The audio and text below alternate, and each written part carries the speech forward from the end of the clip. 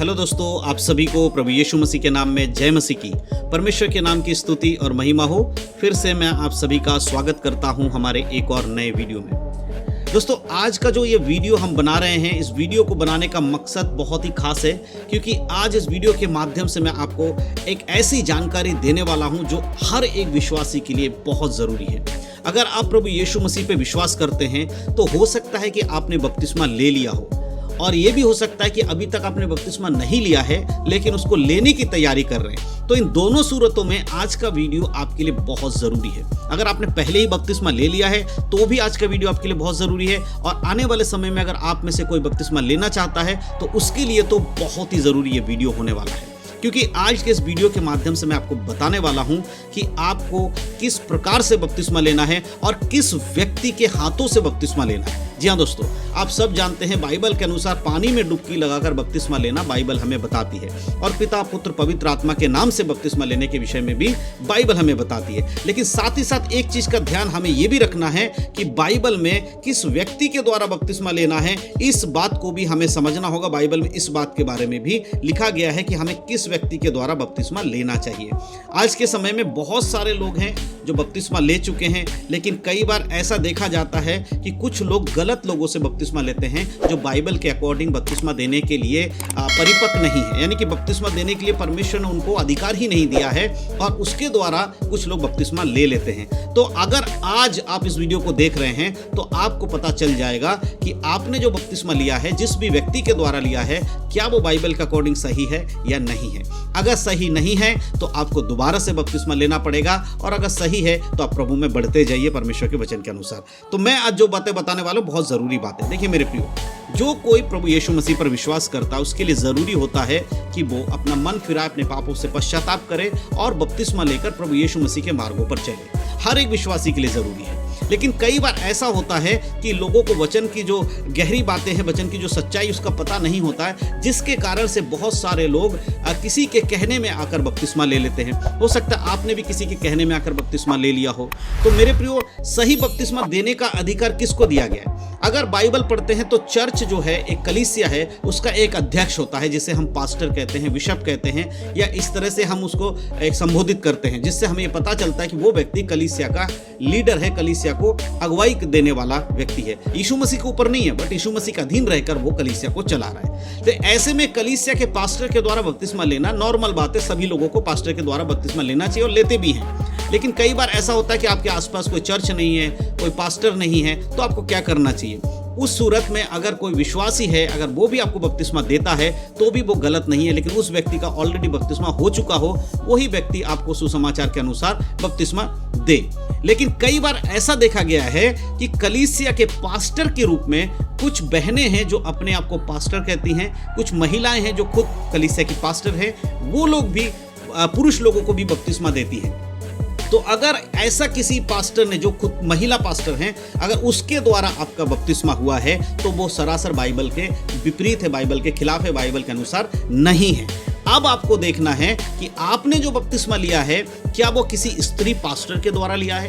अगर किसी स्त्री पास्टर के द्वारा आपका बपतिस्मा हुआ है तो फिर से आपको बपतिस्मा लेने की जरूरत है, क्योंकि जो आपका पहले का बपतिस्मा है उसका कोई आधार ही नहीं है। क्योंकि बाइबल किसी महिला को पास्टर की पदी में बनाए रखने की बात नहीं कहती है। बाइबल में साफ साफ लिखा गया है कि एक स्त्री कलीसिया की पास्टर नहीं बन सकती। जब वो स्त्री कलीसिया की पास्टर नहीं बन सकती या परमेश्वर की ओर से वो नियुक्त नहीं होगी, तो फिर उस अधिकार का इस्तेमाल भी नहीं कर सकती जो कि एक पास्टर के लिए परमेश्वर ने दिया है। इस हिसाब से अगर कोई स्त्री पास्टर है और किसी को वो बपतिस्मा देती है तो वो बपतिस्मा बाइबल के अनुसार परिपक्व नहीं है, बाइबल के अनुसार वो बपतिस्मा नहीं माना जाएगा।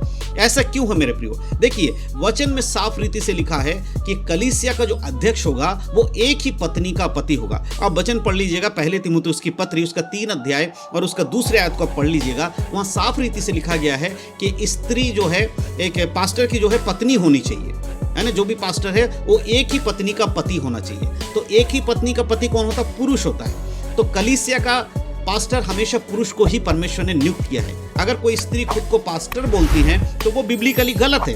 अब बहुत सारे लोग इस बात को सहमत होते हैं कि एक महिला पास्टर बन सकती है। अब वो किस बेस पे सहमत होते हैं, कौन सा वचन उन्होंने पढ़ लिया, ये तो मैं भी नहीं जानता। लेकिन बाइबल के अनुसार एक स्त्री पास्टर की पद ही नहीं ले सकती, लेकिन एक स्त्री सेवा कर सकती है। अब बहुत सारे लोग मुझे कमेंट करते हैं कि ब्रदर स्त्रियां सेवा क्यों नहीं कर सकती। सेवा कर सकती है, एक स्त्री सेवा कर सकती है, एक स्त्री बच्चों के अंदर सेवकाई कर सकती है, महिलाओं की जो सभा है उसको लीड कर सकती है, एक स्त्री वर्शिप लीड कर सकती है, एक स्त्री भविष्यवाणी भी कर सकती है। लेकिन जब बात आती है कलीसिया के अध्यक्ष के रूप में, एक कलीसिया के लीडर के रूप में, तब वो स्त्री वहां नियुक्त नहीं की जा सकती, जो कि वचन के अनुसार सही नहीं है। तो जब एक स्त्री पास्टर की पदी नहीं ले सकती परमेश्वर के वचन के अनुसार, तो फिर वो बपतिस्मा कैसे दे सकती है उस पदी में रहकर। इसीलिए अगर आपका बपतिस्मा ऐसी स्त्री के द्वारा हुआ है जो खुद को पास्टर कहती है, और खासकर आप एक भाई हैं, है ना, बहन की बात नहीं करो, खासकर आप अगर एक भाई हैं और आपको किसी ऐसे पास्टर ने बपतिस्मा दिया हो जो खुद एक लेडीज है, तो आपके बपतिस्मा का जो तरीका है वो गलत था। आपको दोबारा से बपतिस्मा लेने की सख्त जरूरत है। वचन के अनुसार एक पुरुष पास्टर के द्वारा आपको बपतिस्मा लेना चाहिए। खास करके स्त्री के द्वारा किसी पुरुष का बपतिस्मा नहीं होना चाहिए। अगर कोई स्त्री ऐसी जगह है जो महिला है और किसी महिला को बपतिस्मा दे रहे, कोई पर चर्च नहीं है, पास्टर नहीं है, उसकी बात मैं नहीं कर रहा हूं। लेकिन अगर कोई पास्टर बन के बपतिस्मा देती है कोई स्त्री, वो बाइबल के अनुसार गलत है। तो अब आपको देखना होगा कि आपका बपतिस्मा किस रीति से हुआ है। अगर सही रीति से हुआ है वचन के अनुसार तो ठीक है, आप प्रभु में बढ़ते चले जाइए, और अगर नहीं हुआ है तो फिर से आपको बपतिस्मा लेने की जरूरत है मेरे प्रियो। तो ऐसे बहुत सारे लोग हैं जिन्हें मैं जानता हूं, जिन्होंने मुझे बताया है कि ब्रदर हमने बपतिस्मा एक स्त्री पास्टर के द्वारा लिया है, तो क्या करना चाहिए। तो मैं उन लोगों के लिए मैं वीडियो बना रहा हूं, क्योंकि बहुत सारे लोगों का हो सकता है सवाल होगा, या ये भी हो सकता है कि आप में से जो ये वीडियो देख रहे हैं, आप में से बहुत सारे भाई ऐसे होंगे जिनका बपतिस्मा एक स्त्री पास्टर ने दिया होगा। अगर ऐसा हुआ है तो अपने आप को फिर से आप तैयार करिए, बपतिस्मा के लिए मन फिराइए। परमेश्वर बोलिए गलती से जो हो गया, मुझे अनजाने में हुआ था, आपको पता नहीं था, इसीलिए प्रभु से कहकर फिर से प्रार्थना करके एक ऐसे पास्टर से लीजिए जो कि एक पुरुष पास्टर है, उसके द्वारा आपका बपतिस्मा होना चाहिए। अगर ये नहीं है तो मेरे प्रियो, बोलने वाले कुछ भी बोले, वचन के अनुसार साफ है कि कलीसिया के अध्यक्ष के रूप में एक स्त्री को नियुक्त नहीं किया गया है।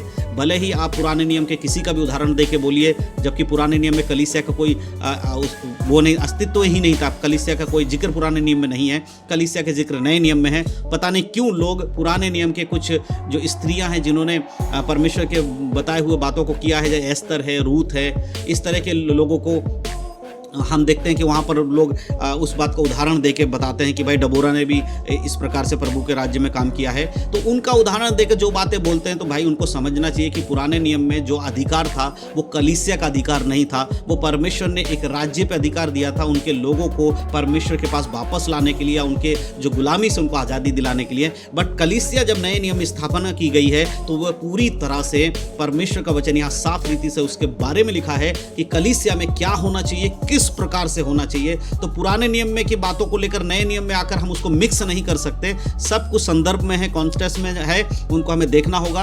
अलग से हम कुछ ना जोड़ें। भले ही आपके मन में कुछ भी चल रहा होगा, लेकिन जो वचन में है वो वचन के अनुसार है। यहाँ पर वचन कभी भी एक पुरुष और स्त्री के बीच में भेदभाव उत्पन्न नहीं करता, परंतु एक अधिकार को दिखाता है। जैसे एक परिवार में एक अधिकार एक पिता का होता है, उसके बाद उसकी पत्नी का होता है, उसके बाद बच्चों का होता है। ये परिवार का एक मेल है। सबसे पहले पुरुष अधिकार रखता है, उसके बाद उस परिवार में स्त्री अधिकार रखती है, उसके बाद बच्चे अधिकार रखते हैं। तो इस तरह से परमेश्वर ने परिवार को बनाया, उसी तरह कलीसिया का है। तो जो कलीसिया में स्त्री पास्टर है, याद रखिए वो बिब्लिकली गलत है। अगर आप ऐसे कलीसिया में जाते हैं तो आपको उस कलीसिया में जाना छोड़ देना चाहिए। आपको ऐसे कलीसिया में जाना चाहिए जहां पर एक पुरुष पास्टर है।